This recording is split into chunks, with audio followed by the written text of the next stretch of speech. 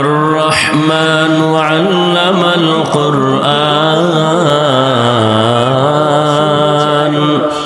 خلق الإنسان علمه البيان وقال رسول الله صلى الله عليه وآله وسلم خيركم من تعلم القرآن وعلمه وكما قال النبي عليه الصلاة والسلام صدق الله مولانا العظيم وصدق رسوله النبي الأمي الكريم আল্লাহ দেশ ও জাতিকে হেদায়েতের দৌলত দান করেন আমিন। তো আল্লাহ পাক রব্বুল আলামিন মানুষ বানাইছেন, এই মানুষকে আল্লাহ সৃষ্টির শ্রেষ্ঠ মর্যাদা দিয়া বানাইছেন, বানাইয়া দেন নাই, দিয়া এরপরে মানুষ বানাইছেন। ওয়ালাকাদ কাররামনা বানি আদম ওয়া হামালনাহুম ফিল বাররি ওয়াল বাহরি ওয়া রাযাকনাহুম মিনাত তাইয়্যিবাত ওয়া ফাদ্দালনাহুম আলা কাসীরিন মিম্মান খালাকনা তাফদীলা। বনি আদম বড় দামি। আল্লাহ তাআলা বলেন, আমি এদেরকে সৃষ্টির শ্রেষ্ঠ মর্যাদা দান করেছি। আমি আল্লাহ এদের জন্য জমিন ও পানির মধ্যে চলার ব্যবস্থা করে দিলাম। মানুষের মতো দামি আমি আল্লাহ কোনো প্রাণী সৃষ্টি করি নাই। নূরের সৃষ্টি ফেরেশতারা 24টা ঘন্টার প্রতিটি মুহূর্ত আল্লাহর গুণগান করে, তসবিহ পড়ে, কিন্তু এরা আল্লাহর আদালতে দামি না। মানুষের আল্লাহ সৃষ্টির শ্রেষ্ঠ মর্যাদা দান করেছেন এবং এই মানুষের জন্য চলার মতো ব্যবস্থাও আল্লাহ করেছেন। আল্লাহ তাআলা বলেন, ও মানুষ, আমি আল্লাহ তোমাদের জন্য নদীর মধ্যে চলতে পারো সে ব্যবস্থাও করে দিলাম। যেই লোহা পানির মধ্যে ফেললে নিচে চলে যায়, সেই লোহা দিয়া মানুষ ব্রেন খাটায়া স্টিমার বানাইয়া ওখানে উঠিয়া এক দেশ থেকে ভিন্ন প্রান্তে ব্যবসার জন্য চলে যায়। আবার আমি আল্লাহ এই মানুষের জন্য খানার আয়োজন করেছি। আমি পিপিলিকার খানাও দেই, আমি আল্লাহ জঙ্গলের প্রাণীর খানাও দেই, উড়ন্ত পাখির খানাও আমি আল্লাহ দেই, আমি আল্লাহ পাক মানুষেরও খানা দেই। তবে দুনিয়ার মানুষের জন্য যে খানা, এরকম পিওর খানা জমিনে আমি আল্লাহ কাউকে দেই না। পিপিলিকাও খায়, নদীর মাছের খানাও আল্লাহ দেন, কিন্তু মানুষের খানা বড় প্রিয়, বড় সুস্বাদু, বড় হালাল এবং বড় মজার, এবং খানাগুলো বড় দামি এবং পবিত্র। এরকম পিওর পবিত্র খানা দুনিয়াতে আল্লাহর কাউকে দেন না। মানুষের এই খানাটা আল্লাহ কাবার করে দিয়েছেন। বান্দা, তুমি ভাত খাইবা, চালটা কাবারে লাগায় দিলেন। তুমি রুটি খাইবা, আল্লাহ গমটাকেও কাবার করে দিলেন। ও বান্দা, তুমি তরকারি খাইবা, আল্লাহ তাআলা এটাকে কাবারিং করে দিলেন। তুমি ফল খাইবা, এটাও আল্লাহ কাবার করে দিলেন, যাতে করে ময়লা পরে তোমার পেটের মধ্যে গিয়া ডিস্টার্ব না হয়। আল্লাহর পক্ষ থেকে বান্দার উপরে কোনো ঝামেলা নাই। যত ঝামেলা মানুষ কষ্ট পায় খানা দানায়, এর পেছনে ঝামেলা করেছে নিমক হারাম মানুষ। মাছ পিওর, কাবার দিয়ে দিছেন। গোশত খাবা, কাবার দিয়ে দিছেন। দুনিয়ার সব খানা কাবার করা।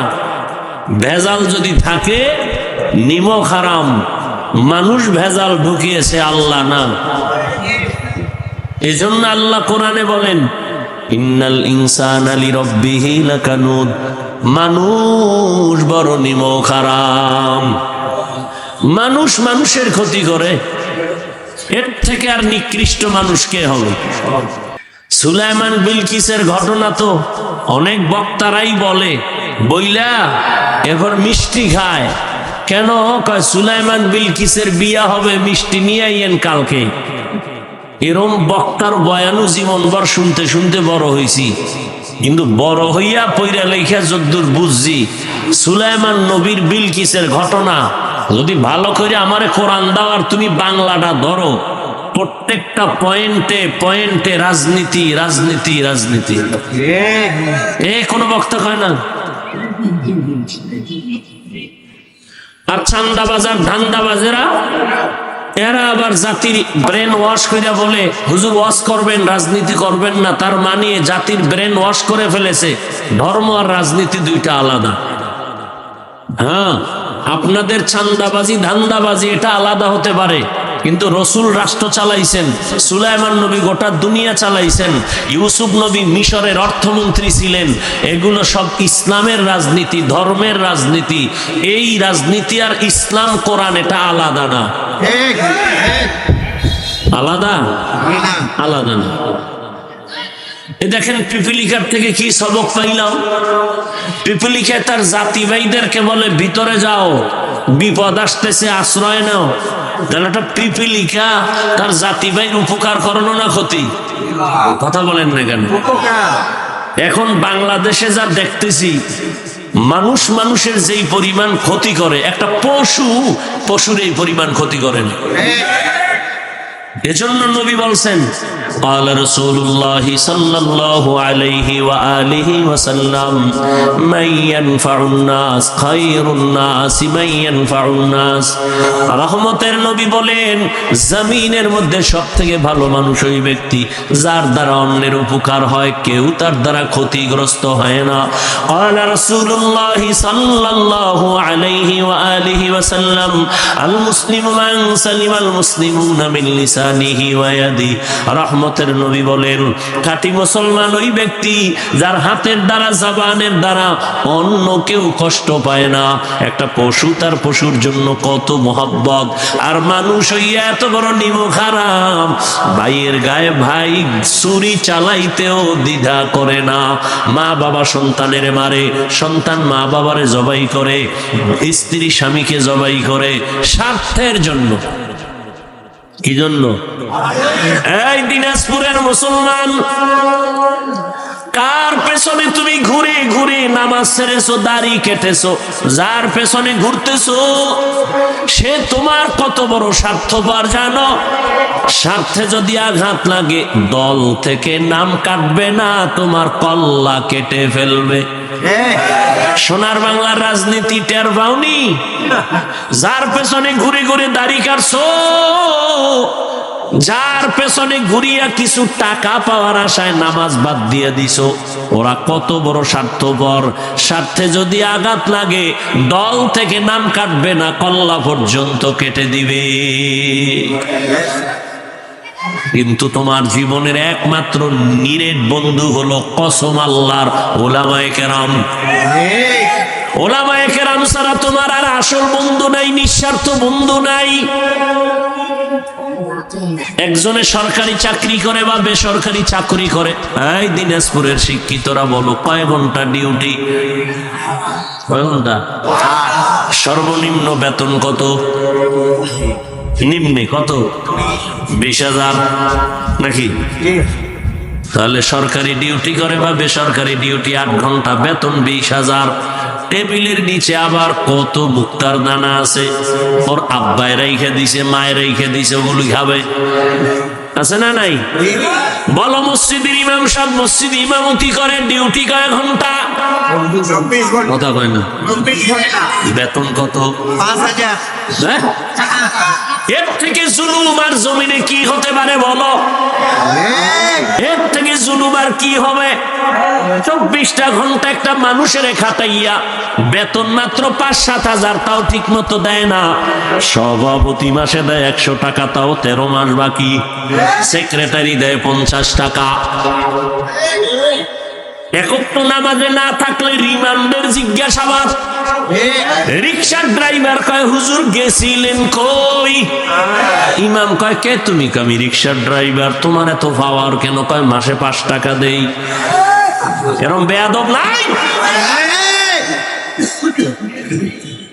অথচ আলেমরা এই জাতির জন্য যা করেছে আর কেউ করেনি। সব চান্দাবাজ আর ধান্দাবাজ। দুনিয়ার সবাই কিন্তু নিজের চেয়ার নিয়ে ব্যস্ত, ক্ষমতা নিয়ে ব্যস্ত, কিন্তু আলেম ওলামারা নিজের চেয়ারের চিন্তা করে না। ইমামতি থাক আর না থাক টেনশন নাই, ওয়াজ মাহফিল হোক না হোক টেনশন নাই, কিন্তু জাতির যেন কোনো ক্ষতি না হয়। এত মানুষ এত কষ্ট দেয়, এরপরও মোনাজাতে বরদোয়া করে না, সবার জন্য কলিজা খুলে দোয়া করে, ও আল্লাহ এলাকায় শান্তি দান করো, সুস্থ অসুস্থরে সুস্থ বানাও, কবরওয়ালাদের জান্নাত দাও, ব্যবসা যারা করে চাকরি করে বরকত বাড়ায়া দাও, আয় আল্লাহ সবার শান্তির জীবন দান করো। এরপর ঘুরে ফিরাই নিমো খারামেরা কয় হুজুর খারাপ। এত জোতার বাড়ি খাইছে এরপর লাজ হয় নাই, এরপরও হুজুর খারাপ। ওই চশমা লাগাইছে আয়না কালো, প্যান্ডেলে ঢুকিয়া কয় কেয়ামত আইলো নাকি, বলে কেন, কয় বাতি কালো কেন, না বাতির সমস্যা না, তোর চোখে গজব লাগছে, চিকিৎসা কর। আল্লাহ হেদায়াত দান করুন। দুনিয়াতে আল্লাহ মানুষ বানাইয়া, এই মানুষ সৃষ্টির শ্রেষ্ঠ মর্যাদা দিয়া আল্লাহ মানুষ বানাইছেন। মানুষ তার জীবনে সুন্দরভাবে জীবন যাপন করার জন্য আল্লাহ দুইটা ব্যবস্থা দিয়েছেন। খুব খেয়াল করেন, সংক্ষেপ কয় ব্যবস্থা? এক ব্যবস্থার নাম রিজালুল্লাহ, আর এক ব্যবস্থার নাম হলো কিতাবুল্লাহ। ব্যক্তি আর কিতাব, যদি কেউ একটা মানে আর একটা মানে না, আল্লাহর জাতের কসম তার ধ্বংস মরার আগে। যারা বলে আমরা শুধু কিতাব মানি, কোনো ব্যক্তি মানি না, তারা গোমরাহ।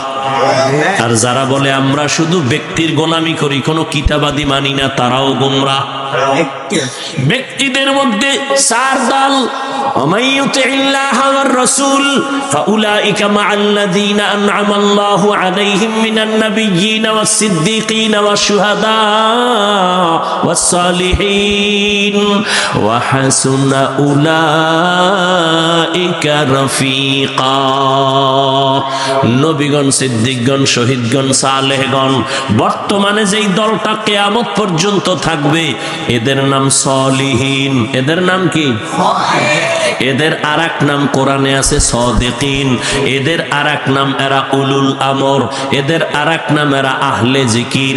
এদের আরেক নাম এরা উলামায়ে আহলে হক। এদের আরেক নাম এরা আউলিয়া। এরা কি?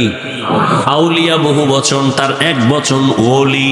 ওলির কথা আছে বুখারী শরীফে, আউলিয়া কথা আছে কোরআনে। আল্লাহ তাআলা বলেন, এই ব্যক্তি দিলাম, আর সারা দুনিয়ার যত ব্যক্তি দিলাম, এই ব্যক্তিদের মধ্যে শ্রেষ্ঠ ব্যক্তি হলেন রাহমাতুল লিল আলামিন। আর আমি আল্লাহ যত কিতাব দিয়েছি, সমস্ত কিতাবের মধ্যে শ্রেষ্ঠ কিতাব হলো কোরআনুল কারীম। শ্রেষ্ঠ ব্যক্তিকে এইমাত্র বলছি, শ্রেষ্ঠ ব্যক্তিকে